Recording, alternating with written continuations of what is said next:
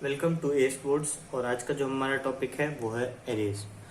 तो सबसे पहले हम एरे की डेफिनेशन देखते हैं, एरे क्या होता है।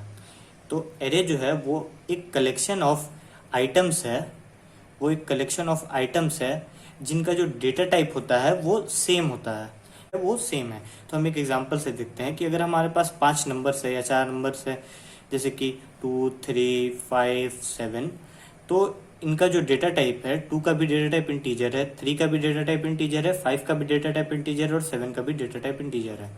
यानी कि ये कुछ कलेक्शन है आइटम्स के जिनका सेम डेटा टाइप है। तो ऐसे कलेक्शन को हम एक एरे के अंदर स्टोर कर सकते हैं और इसी कलेक्शन को हम एरे का नाम देते हैं। अब जो दूसरी बात होती है वो ये रहती है कि ये जो आपने डिक्लेयर किया, ये जो हम बोल रहे हैं एरे, इसका जो इतने सारे जो एलिमेंट्स हमने यहाँ पे स्टोर कराए, इन्हें हम सिर्फ एक वेरिएबल से रेफर करेंगे जो कि होगा एरे का नाम। तो जब हम एरे पहली बार डिक्लेयर करते हैं तो हम एरे का कुछ नाम देते हैं। तो मान लीजिए कि इस एरे का नाम मैंने ए रख दिया है। तो अगर हमें इन एलिमेंट्स को रेफर करना है, यानी कि हमें अगर हमें ये एलिमेंट्स चाहिए तो हमें सिर्फ ए वेरिएबल से ही वो मिल सकते हैं। अब हम देखते हैं कि ऐसा कैसे हो सकता है, ये कैसे पॉसिबल है। तो ये जो एरे होता है, जब हम इसमें वैल्यूज डालते हैं तो ये कंटिन्यूअस लोकेशन पे उन वैल्यूज को स्टोर करता है। जैसे कि सबसे पहले 2 आता है, वो किसी लोकेशन पे आता है, फिर उसके नेक्स्ट लोकेशन पे 3 आ जाता है, फिर उसके जस्ट नेक्स्ट वाले लोकेशन पे 5 आ जाता है, उसकी जस्ट नेक्स्ट वाले लोकेशन पे 7 आ जाता है। तो एरे जो होता है वो कंटिन्यूअसली वेरिएबल्स को स्टोर करता है मेमोरी लोकेशंस में। तो जो एरे का पहला जो पोजीशन होता है, इसे हम 0th इंडेक्स से डिफाइन करते हैं। यानी कि जो एरे का स्टार्टिंग होता है वो 0 से होता है, किसी भी एरे की स्टार्टिंग 0 इंडेक्स होती है। अब आपको मैं बताता हूँ कि इंडेक्स क्या होता है। तो इंडेक्स जो होता है वो पोजीशन को ही हम कहते हैं। जैसे कि ये जो पोजीशन है एरे की, ये पहली पोजीशन है, लेकिन इंडेक्स जो इसका है वो 0 है। तो जो इंडेक्स है वो इस एरे का 0 है। ये जो एलिमेंट है यहाँ पे इसका 0 इंडेक्स है। ये जो इसके नेक्स्ट जो पोजीशन है, इसका जो इंडेक्स है वो 1 है, नेक्स्ट जो पोजीशन है उसका इंडेक्स 2 है और जो नेक्स्ट पोजीशन है उसका इंडेक्स 3 है। तो इसे हम इंडेक्स कहते हैं। ये जो पोजीशंस होते हैं इन्हें हम इंडेक्स कहते हैं एरे में। और यहाँ पे बस एक जो ध्यान देने वाली बात वो ये है कि एरे का जो इंडेक्स होता है वो 0 से स्टार्ट होता है। जो पोजीशन हम लोग जो पहली वेरिएबल लिखेंगे वो उसकी जो पोजीशन होगी, उसकी जो इंडेक्स होगी वो 0 होगी। अब अगर हमें 2 की वैल्यू चाहिए इस एरे में से, तो हम क्या करेंगे कि जो ए वेरिएबल है उसका हम 0 पोजीशन पे उसे ऐसे यहाँ पे लिख देंगे। तो ये जो स्क्वायर ब्रैकेट है ये डिनोट कर रहा है कि एक एरे जो है जिसका नाम ए है, उसका जो 0 पोजीशन पे एलिमेंट है वो यहाँ पे हमने लिख दिया है। तो अगर हम इसे प्रिंट कराते हैं system.out.println के अंदर a ऑफ 0, तो ये 2 को प्रिंट कर देगा। अगर हमें 5 चाहिए तो हम a ऑफ 2 लिख दे, क्योंकि जो 5 का इंडेक्स है वो क्या है, 2 है। अगर हम इसे प्रिंट कराए तो वो हमें 5 मिलेगा वहां पे। अब हम देखते हैं कि एरे को हम जावा में डिक्लेयर कैसे कर सकते हैं, हम कैसे एरे को इनिशियलाइज और डिक्लेयर करते हैं। यहाँ पे डिक्लेयर करने से पहले एक चीज जो है वो ये है कि एरे 2 टाइप के होते हैं। पहला जो टाइप होता है वो होता है सिंगल डायमेंशनल एरे, और दूसरा टाइप होता है मल्टी डायमेंशनल एरे या फिर डबल डायमेंशनल एरे। तो ये 2 कैटेगरीज होती हैं एरे की। तो हम सबसे पहले सिंगल डायमेंशनल एरे देखते हैं और इसका डिक्लेरेशन। तो सिंगल डायमेंशनल एरे का डिक्लेरेशन जो होता है वो उसका वो सिंटेक्स जो होता है वो ये होता है कि सबसे पहले आप एक डेटा टाइप लिखेंगे, फिर आप एरे का नाम लिखेंगे, स्क्वायर ब्रैकेट्स लगाएंगे, उसके बाद से न्यू कीवर्ड यूज करेंगे और फिर से जो डेटा टाइप था एरे का वो लिखेंगे और फिर से एक स्क्वायर ब्रैकेट लगा के साइज लिखेंगे एरे की। अब हम इसे समझते हैं कि ये सिंटेक्स को हम कैसे यूज कर सकते हैं। तो मान लीजिए कि मुझे एक एरे बनाना है जिसकी साइज 5 है, यानी कि इसके अंदर 5 एलिमेंट्स स्टोर हो सकते हैं, और ये जो डेटा टाइप होगा इसके अंदर जो एलिमेंट्स आएंगे वो इंटीजर डेटा टाइप के होंगे, यानी कि इंटीजर्स ही इसके अंदर आ सकते हैं। तो हम ऐसे एरे को कैसे यहाँ पे डिक्लेयर कर सकते हैं, कैसे हम इसे यहाँ पे डिक्लेयर करेंगे। तो अगर हम इस सिंटेक्स को फॉलो करें तो इसका डेटा टाइप क्या है, इंटीजर। तो हमें सबसे पहले डेटा टाइप लिखना है, तो हम लिखेंगे int। फिर हमें लिखना है एरे का नाम। तो एरे का नाम हम कुछ भी दे सकते हैं जो हमें अच्छा लगे। तो मैं यहाँ पे ए लिख रहा हूँ, इस एरे का नाम मैं ए दे रहा हूँ। उसके बाद से हमें स्क्वायर ब्रैकेट्स लगाने हैं, फिर हमें इक्वल कीवर्ड, इक्वल ऑपरेटर लिखना है। उसके बाद हमें यहाँ पे न्यू कीवर्ड लिखना है। न्यू कीवर्ड क्या होता है, ये आपको नई मेमोरी एलोकेट करने के काम आता है, इसलिए हम न्यू कीवर्ड्स का यूज करते हैं, न्यू कीवर्ड का यूज करते हैं। फिर हमें डेटा टाइप लिखना है जो इस एरे का था, तो वो फिर से int है। फिर हमें एक स्क्वायर ब्रैकेट लगाना है और फिर इसकी जो साइज है वो हमें लिखनी है।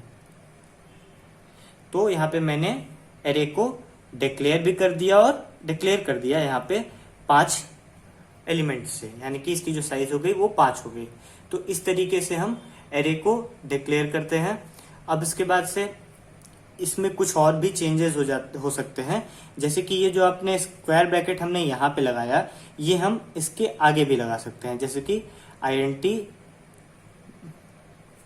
Is equals to new int 5। तो ये जो दोनों है, ये दोनों मेथड सही है। आप इस स्क्वायर ब्रैकेट्स को वेरिएबल जो आप नाम रखेंगे उसके पहले भी लगा सकते हैं या उसके बाद भी लगा सकते हैं, ये दोनों सही है। या फिर आप पहले एरे को यहाँ पे पहले ऐसे डिक्लेयर कर ले, उसके बाद इसकी साइज एलोकेट कर सकते हैं आप नेक्स्ट स्टेप में, a is equals to new int 5। तो आप ये भी कर सकते हैं। ये तीनों मेथड है, ये तीनों मेथड सही है। ये तीनों मेथड में से आप कोई भी यूज कर सकते हैं जैसा आपको जरूरत पड़े उस प्रोग्राम में। तो हम ऐसे एरेस को इनिशियलाइज डिक्लेयर करते हैं। अब इसके बाद हम देखते हैं कि एरे में हम इनपुट कैसे ले सकते हैं यूजर से, या फिर एरे के जो एलिमेंट्स है उसे हम डिस्प्ले कैसे कर सकते हैं। तो मान लीजिए कि आपने यहाँ पे एक एरे बनाया, जैसे कि हमने अभी यहीं पे 5 एलिमेंट्स का एरे बनाया है। अब इन 5 एलिमेंट्स, इस एरे में हमें एलिमेंट्स का इनपुट लेना है। ये जो 5 स्पेसेस है इसमें हमें इनपुट लेना है एरेस के। तो अब हम यहाँ पे क्या करेंगे कि एक फॉर लूप का यूज करते हैं हम, और इस फॉर लूप को हम int i इक्वल्स टू 0 से i लेस देन n यानी कि जो एरे का लेंथ है। तो क्योंकि यहाँ पे लेंथ 5 है तो हम डायरेक्ट 5 भी लिख सकते हैं। अगर आपको लेंथ नहीं पता है तो आप वहाँ पे n लिख सकते हैं और यूजर से n इनपुट लेके वो इनिशियलाइज कर सकते हैं। तो यहाँ पे i लेस देन 5 हमने लिख दिया, फिर हम i प्लस प्लस यहाँ पे लिख रहे हैं। उसके बाद हम क्या करते हैं, क्योंकि हमें इसके अंदर इनपुट लेना है एलिमेंट्स का, तो हम यहाँ पे लिखेंगे a of i is equals to integer dot parse int br dot read line method. तो अब मैंने यहाँ पे क्या किया है कि ये जो एरे था, ये इसके अंदर जितने एलिमेंट्स थे वहाँ पे मैंने इंटीजर का इनपुट लिया है। तो यहाँ पे हम a ऑफ i का क्या मतलब होगा कि जब पहली बार लूप चलेगा तो ये जो a होगा a ऑफ 0 बन जाएगा। तो जैसे कि मैंने अभी ऊपर बताया था कि a ऑफ 0 से हमें 2 मिल जा रहा है। तो उसी तरीके से जब हमें स्टोर भी कराना होगा तो हम जब फॉर लूप चलाएंगे तो पहली बार में i की वैल्यू 0 होगी, तो हमें a ऑफ 0 में वो जो इंटीजर होगा उसका हम इनपुट ले लेंगे इंटीजर डॉट पार्सेंट से, और फिर हमारा a ऑफ 0 में कुछ इनपुट आ जाएगा। जैसे कि यूजर ने अगर 2 इनपुट किया तो अब a ऑफ 0 की वैल्यू 2 हो गई है। इसी तरीके से जब लूप दूसरी बार चलेगा तो अब ये a ऑफ 1 हो जाएगा, i की वैल्यू 1 हो जाएगी। तो अब हम a ऑफ 1 में एलिमेंट का इनपुट ले लेंगे। जैसे कि अगर यूजर ने 7 इनपुट किया तो अब a ऑफ 1 में 7 स्टोर हो जाएगा। तो ऐसे हम एरे का इनपुट ले सकते हैं। अब इसके बाद से हम देखते हैं कि हम उसे डिस्प्ले कैसे कर सकते हैं। तो डिस्प्ले करने के लिए भी हमें सिमिलर चीज लिखनी है, जो कि for i is equals to 0 से i less than length i plus plus, और अब हमें यहाँ पे प्रिंट कर देना है। तो हम यहाँ पे system dot out dot println से a ऑफ i को प्रिंट करा सकते हैं। तो यहाँ पे फिर क्या होगा कि लूप 0 से 5 तक चलेगा, जिससे कि वैल्यू i की पहले 0 रहेगी। तो a ऑफ 0 में जो वेरिएबल है वो प्रिंट हो जाएगा। दूसरी बार i की वैल्यू इंक्रीमेंट हो जाएगी तो 1 हो जाएगी, फिर a ऑफ 1 प्रिंट हो जाएगा, फिर a ऑफ 2 प्रिंट हो जाएगा, a ऑफ 3 प्रिंट हो जाएगा, a ऑफ 4 प्रिंट हो जाएगा। जब i की वैल्यू 5 होगी तो ये कंडीशन फॉल्स हो जाएगी, तो अब लूप बंद हो जाएगा। तो यहाँ पे मैंने ये लूप 0 से 5 तक चलाया है, यानी कि 5 के इक्वल नहीं, 5 से छोटे वैल्यूज तक ही चलाया है। ऐसा इसलिए क्योंकि एरे का जो इंडेक्स होता है वो 0 से स्टार्ट होता है, तो हमें पहला इंडेक्स अगर चाहिए तो हमें 0 से स्टार्ट करना पड़ेगा, ताकि ए ऑफ आई में हमें ए ऑफ 0 मिले और ताकि हम ए ऑफ 0 की वैल्यू प्रिंट करा सके। और लेस देन 5 इसलिए चलाया है क्योंकि ए ऑफ 5 नहीं एग्जिस्ट करता है। अगर आपके एरे में 5 एलिमेंट्स है तो वो 0, 1, 2, 3 और 4 होंगे। ए ऑफ 5 नहीं एग्जिस्ट करेगा, यानी कि ये जो काउंट है क्योंकि 0 से शुरू हो रहा है तो हमें ए ऑफ 4 तक ही एलिमेंट्स स्टोर होंगे हमारे, ए ऑफ 5 नहीं होगा, इसलिए हमने लेस देन 5 चलाया है। और ये जो प्रोसीजर था वो था एरे का इनपुट लेना और प्रिंट करने का।